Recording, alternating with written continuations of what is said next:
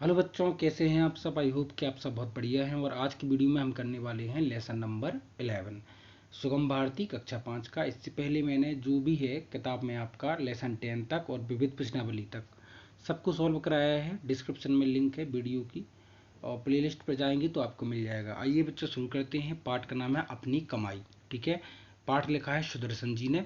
देखिए, पाठ का सारांश यदि हम समझ लें तो हमको आसानी से क्वेश्चन आंसर समझ में आ जाएंगे। देखो, पाठ का सारांश आप ध्यान से समझें। देखो, लड़का धनी बाप का बेटा था जो किसी बात की चिंता न करने वाला एवं कमजोर था। ठीक है, धनी होने के कारण उसे मेहनत करने का अभ्यास ना था और वो आलसी था। एक दिन लड़के के पिता ने उसे कुछ कमा कर लाने के लिए बोला तो लड़का सीधा अपनी माँ के पास गया और रोने लगा। माँ ने ममता के वशीभूत होकर चुपचाप उसे 1 रुपया दे दिया। लड़का खुश होकर अपने माता पिता के पास गया, पिताजी के, और आया। पिता के मांगने पर उसने रुपया दे दिया। पिता ने लड़के से उस रुपये को कुएं में फेंक देने का आदेश दिया। लड़के ने फौरन उसकी बात मान ली। पिता को स्थिति समझने देने लगी। दूसरे दिन उसने फिर लड़के को कमाकर कुछ लाने के लिए बोला। इस बार लड़के की ब्याहता बहन जो उसकी शादी हो चुकी थी उसने उसकी मदद की, लेकिन तीसरे दिन लड़के की मदद करने के लिए ना तो उसकी माँ थी और ना ही उसकी बहन। वह सोचता रहा। आखिर में मजबूर होकर लड़के को मेहनत मजदूरी करके ही जो है पैसे की व्यवस्था करनी पड़ी। दिन भर मेहनत करने के बाद उसे 2 आने मिले। उसने रात में अपने पिताजी को दिए। पिता ने कहा इनको कुएं में फेंक दो, लेकिन लड़का गुस्से से लाल हो गया और उसने कहा कि बहुत मेहनत करने के बाद उसने 2 आने कमाए हैं, वह मेहनत की कमाई नहीं फेंक सकता। अब पिता को जो है विश्वास हो गया कि उसने बेटे ने जो है मेहनत से पैसे कमाए हैं और अपना कारोबार बेटे के हवाले कर दिया। इस तरह से तो मेहनत की जो पैसे होते हैं उसका हमें सम्मान करना चाहिए और सम्मान जैसा इस लड़के ने किया। ठीक है, तो शब्दार्थ पे चलते हैं। तो बेपरवाह मतलब होता है किसी बात की परवाह ना करने वाला। ठीक है, दुर्बल मतलब कमजोर, तीव्रता तत्परता यानी शीघ्रता से, विवश मतलब मजबूर, देह मतलब शरीर, आराम तलब मतलब सुख चाहने वाला, मलिनता मतलब उदासी, सुपुर्द कर दिया मतलब सौंप दिया, कारोबार मतलब व्यापार। ठीक है, सही जोड़ी बनाइए। तो सही जोड़ी में लड़का जो है बेपरवाह और कैसा था, दुर्बल था। ठीक है, तो लड़का जो है बेपरवाह और दुर्बल था। धनी कौन था, तो पिता जो था उसका धनी था। माता बहन ने सिंगारदान खोला। ठीक है, और माँ की ममता। इस तरह से आप इनकी सही जोड़ियाँ मिला देंगे। अब जो है आपको चलना है कहाँ, रिक्त स्थान की पूर्ति कीजिए। तो माता ने मुख के बेटे के मुख पर चिंता और शोक की क्या देखी, मलिनता। मलिनता मतलब होती है उदास, है ना, उदासीन। तो आप यहाँ भर देंगे पहला वाला। दूसरा है डैश पिता ने सब कुछ समझ लिया, क्या, अनुभवी। तो यहाँ भर देंगे आप अनुभवी। ठीक है, लड़के ने डैश निकाल कर पिता के सामने रख दी। तो क्या, 2 अन्नी, जो उसको मेहनत से मिले थे 2 आना, तो उसके रख दी।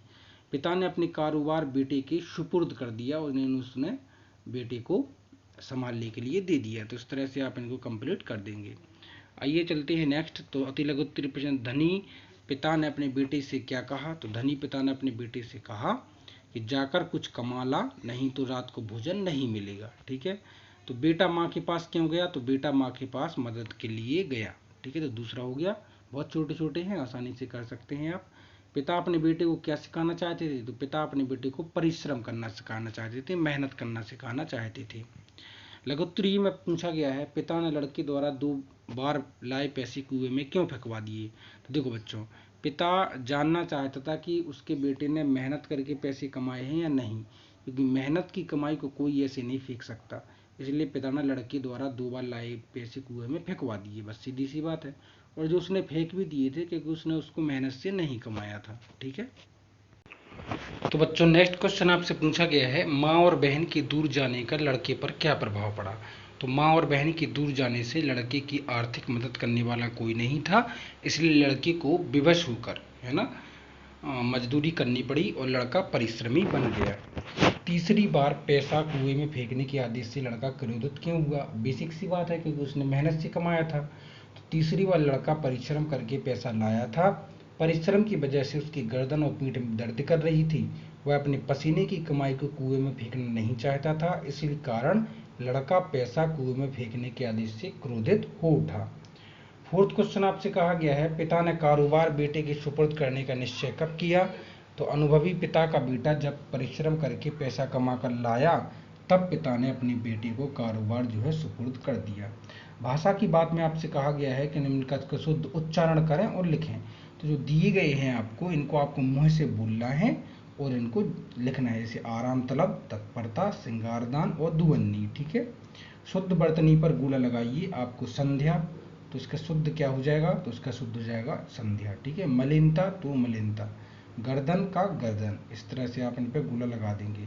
नेक्स्ट क्या है, निम्न के शब्दों में तत्सम, तद्भव और विदेशी शब्द छांट कर लिखिए। तो तत्सम शब्द कौन होते हैं, वे शब्द जो संस्कृत से लिए जाते हैं वही तत्सम शब्द होते हैं। ठीक है। जैसे दुर्बल, परिश्रम और दधी। ठीक है। तद्भव कौन होते हैं, जो हिंदी में हम यूज करते हैं, जैसे आंसू, दही और गर्दन। ठीक है। नेक्स्ट क्या है, विदेशी शब्द। विदेशी शब्द जो विदेश की भाषाओं से, जैसे उर्दू, इंग्लिश, तो संदूक, किताब, स्कूल और दीवार, ये सब जो है विदेशी शब्द, यानी उर्दू की भी, कुछ फारसी या अन्य भाषाओं की। ठीक है। पाठ में आए कुछ सर्वनाम को खोज कर लिखिए। सर्वनाम क्या होते हैं, जो संज्ञा के बदले पर बोले जाते हैं। तो उसमें से उसी, वह, उसमें, उसने, उसकी और तुमने, तो यहाँ पर जो आपको दिख रहे हैं ये सभी सर्वनाम हैं। ठीक है। इस तरह से आपका ये चैप्टर कंप्लीट होता है। मिलते हैं नेक्स्ट वीडियो में जल्दी ही। Take care, bye bye.